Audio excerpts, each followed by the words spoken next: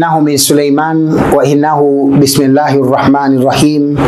Assalamu alaikum wa rahmatullahi wa barakatuh. Mpenzi mtazamaji wetu, karibu tena katika kipindi chetu hiki maalum kabisa mahususi kwa ajili ya kuzungumzia dalili mbalimbali zinazoweza kukuthibitishia kwamba wewe ndugu yetu, mtazamaji wetu, mwanafamilia wetu, umesibiwa au umeathirika kutokana na dalili za kuwa wewe una uchawi katika mwili wako, ama umesibiwa na hasadi au vijicho katika maisha yako, au mashetani wachafu au uchawi.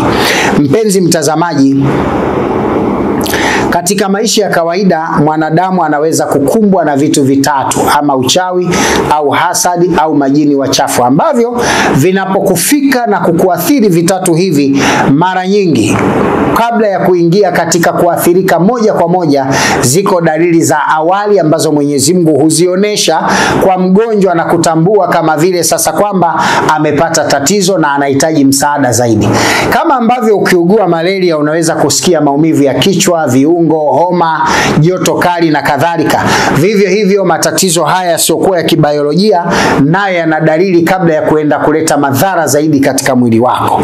Miongoni mwa hayo ndio leo tumeamua tutumie fursa hii kuzungumza nawe na kukuelimisha angalau dalili 11 zinazoweza kukusaidia kujua kwamba wewe umesibiwa na uchawi au majini wachafu au na matatizo ya hasadi, kijicho, aini iliyokusumbua katika maisha yako. Na maeneo haya matatu au vitu hivi vitatu mara nyingi huenda kuharibu katika maeneo yafuatayo. Inaweza kuharibu ndoa, inaweza kuharibu mahusiano, inaweza kuharibu biashara, inaweza kuharibu kilimo, inaweza kuharibu ufugaji, inaweza kuharibu ahadi, pia inaweza kuharibu kazi na mengine mengi ambayo wewe mwenyewe unaweza kuwa shahidi kwamba kuna mambo yako hayaendi sawa, na wakati mwingine hata afya yako kuwa imetetereka kutokana na sababu za matatu hayo. Kutokana na sababu hii, leo nimeona niitumie fursa hii kutoa elimu kidogo, angalau kukusaidia kupata mwanga wa awali wa kujitathmini na kujitafakari kama nawe ni miongoni mwa wahanga wanaosumbuliwa na uchawi ama hasadi au majini wachafu, na pengine mwenyewe ulikuwa hutambui wala kujua. Sasa kutokana na hali hiyo, nimeamua kukuorodheshea leo katika episode hii ya 6 dalili 11, na baada ya episode hii ya 6 tutakwenda episode ya 7 ambayo nayo itakusaidia kutambua dalili zaidi za kuthibitisha kwamba wewe umesumbuliwa na tatizo la mashetani, uchawi au umesumbuliwa na tatizo la hasadi. Dalili ya kwanza ya kwamba wewe umesumbuliwa au umerogwa au na hasadi au umesumbuliwa na tatizo jingine lolote kama uchawi na kadhalika, dalili ya kwanza kabisa ni kuto kujisikia kuongea na watu. Dalili ya kwanza ni kuto kujisikia kuongea na watu au kujibu unapoulizwa maswali, au kujibu kiburi na jeuri unapoulizwa maswali. Yani ukijiona upendi kukaa na watu, hujisikii kusema na watu, hujisikii kuongea na watu, unatamani kuwa peke yako, hiyo ni dalili kwamba wewe una jini mchafu katika mwili ama umesukumiwa uchawi ambao unaharibu maisha yako. Dalili ya pili ni pamoja na kuota unakula vyakula, na hasa nyama au aina zingine za vyakula.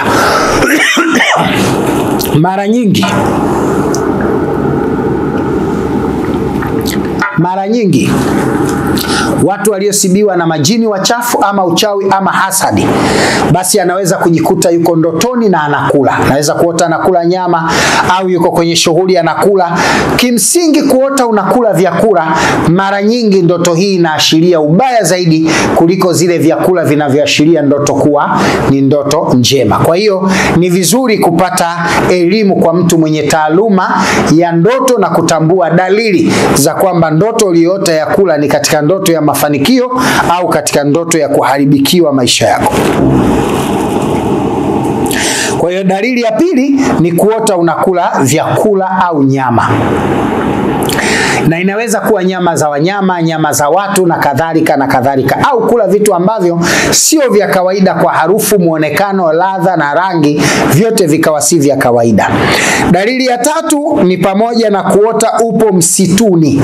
Dalili ya tatu ni pamoja na kuota upo msituni, ili kuthibitisha kwamba wewe ni mtu ambaye umeathirika, ndani ya mwili wako kuna uchawi, hasadi ama vijicho, au umesumbuliwa na majini wachafu. Utakuwa unaota uko msituni, unavuka na kutembea kwenye msitu mkubwa, na hujui mwisho wa safari yako katika msitu itakuwa lini, utakwenda wapi, utafanikiwa kufika unakokwenda, au utapotea kutokana na msitu kuwa mzito, mnene na mkubwa.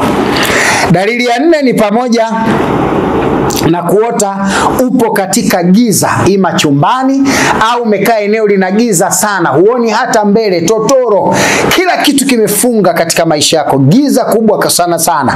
Hiyo ni katika dalili mbaya ya kuthibitisha kwamba wewe umesibiwa na jini mchafu katika mwili, au uchawi na vifungo hivi vimekudidimiza, na inawezekana umefukiwa kwenye makaburi, au uko katika vichuguu, au uko katika miti mikubwa kivuli chako, na hivyo umewekwa katika mbano ambao huwezi kupata nafuu tena au kirahisi rahisi. Kwa hiyo dalili ya tano ni kuota upo katika chumba au upo katika giza, eneo ambalo lina giza kubwa. Dalili ya sita ni kuota unataka kuanguka. Dalili ya sita ni kuota unataka kuanguka. Unaweza kuwa unatembea au unasimama afu unahisi unateleza na unataka kuanguka, na wakati mwingine unaota unaanguka kabisa.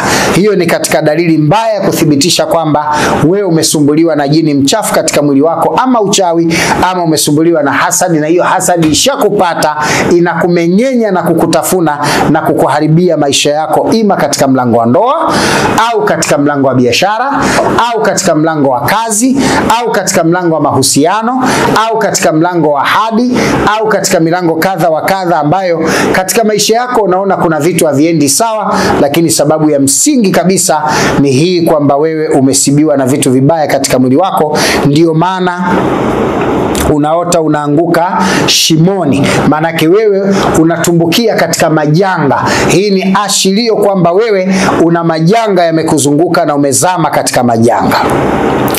Dalili ya sita ni pamoja, dalili ya saba ni pamoja na kuota dalili ya saba ni kufungika kizazi. Dalili ya saba ni kufungika kizazi. Kuna baadhi ya watu hawapati mimba, hawana sababu za msingi, kizazi tu kimegoma. Hospitali vipimo vyote vinaonekana havina shida, lakini hashiki mimba.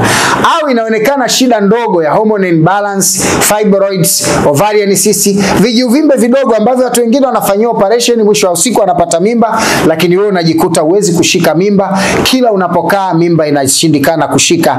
Hiyo ni katika dalili kwamba wewe una shida ya jini mchafu katika mwili wako, ndio maana hupati kizazi. Dalili ya nane ni pamoja na mimba kuharibika mara kwa mara. Dalili ya nane ni pamoja na mimba kuharibika mara kwa mara. Kwa unapokaa ukajiona mimba, umeshika mimba ya miezi mitatu imeharibika, umeshika mimba ya miezi minne, mitano, miwili imeharibika, umeshika mimba ya miezi 7, 6 imeharibika, yani wewe kuharibu mimba kwako ni tukio la kawaida, hiyo ni dalili mbaya kwamba wewe umesibiwa na shetani ama uchawi katika mwili wako, ndio maana mimba zimekuwa zikiharibika mara kwa mara. Dalili ya 9 ni pamoja na kuchukiwa na watu bila ya sababu. Dalili ya 9 ni pamoja na kuchukiwa na watu bila ya sababu. Anaweza kuwa ndugu, jamaa, marafiki, familia, kazini, katika biashara, au wateja wakajikuta tu wanakuchukia, wanakuignore, watu hawana mpango na wewe, wanakudharau, hawakuheshimu, ile heshima yako inashuka na thamani yako pia inashuka. Kwa hiyo ni katika dalili ya 9 kuthibitisha kwamba wewe umesibiwa na uchawi au hasadi katika mwili wako, au umesumbuliwa na majini wachafu, ndio maana umekuwa na tatizo la kuchukiwa na watu bila ya sababu. Dalili ya 10 ni pamoja na mfumo wa hedhi kuparaganyika. Dalili ya 10 ni pamoja na mfumo wako wa hedhi kuparaganyika, na hii inaweza kukusababishia kwamba hedhi yako haifuati utaratibu na namna inavyotakiwa kufuata utaratibu. Ukajikuta hedhi inabadilika tu, yani hedhi haina mpangilio maalum. Mara kwa mwezi umeingia hedhi mara 2, mara kwa mwezi huingii kabisa hedhi, au katika mwezi mmoja hedhi inajirudia, au hivyo haipatikani kabisa na kadhalika, au nawaza tu kuwa na mahusiano na mtu fulani, mtakutana kesho, asubuhi unajikuta hedhi imeingia hata kama sio katika tarehe yako. Hiyo ni dalili ya kuwa wewe una tatizo la jini mchafu katika mwili. Ndio maana mfumo wako wa hedhi unaparaganyika na haufuati utaratibu. Dalili ya 11 ni pamoja na kuota na kuzaa watoto wanaokufa.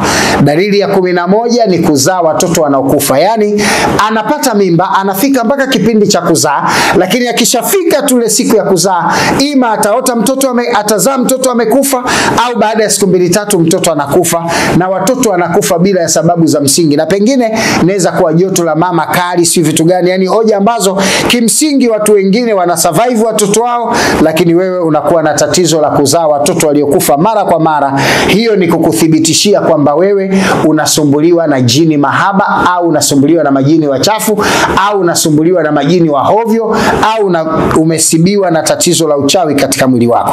Sasa ili kuyaondoa haya, tunakushauri kupata huduma sahihi ya kuondoa mashetani, uchawi na hasadi katika mwili wako na kuirudisha afya yako kuwa sawa, kwa sababu madhara ya haya ni kukuharibia biashara, madhara ya haya ni kukuharibia ndoa, madhara ya haya ni kukuharibia uchumi, madhara ya haya ni kukuharibia mahusiano ya kijamii, madhara ya haya ni kuondoa afya yako kutokuwa nzuri, madhara ya haya ni kutokuwa na maelewano katika mahusiano, na kadhalika na kadhalika na kadhalika. Sasa kwa kuwa ni yana madhara mengi, ndio maana nikasema nitumie fursa hii kutaja dalili hizi 11 zikupe mwanga angalau kujua. Ukiona ya kwako hayaendi na dalili hizi unazo, au zilizopo katika episode zilizopita ya kwanza mpaka ya 5, ambazo kama hujazisikia zifuatilie vizuri, ili uweze kujua episode ya kwanza mpaka ya 5 dalili zote za kuthibitisha kwamba una uchawi, majini au hasadi katika mwili wako. Itakupa faida kubwa kugundua una tatizo gani na kutafuta njia kutatua changamoto inayokusumbua, na biidhnillahi karim utarudi kuwa sawa baada ya matibabu. Ikikupendeza, tupo Ilala Bungoni, barabara ya Sharif Shamba, jijini Dar es Salaam, katika eneo la jiji la Dar es Salaam katika nchi ya Tanzania, hapa katika mji au eneo la Ilala. Wewe unachopaswa kufanya ni kututembelea barabara namba 3 Ilala Bungoni, barabara ya Sharif Shamba, au kutupigia simu namba 0710800400, kutupigia 0710800700, samahani, 0710800700, au tupigie 0710400200. Namba zingine ni hizo zinazopita hapo katika bodi yako, 0752517751 au 0764111616.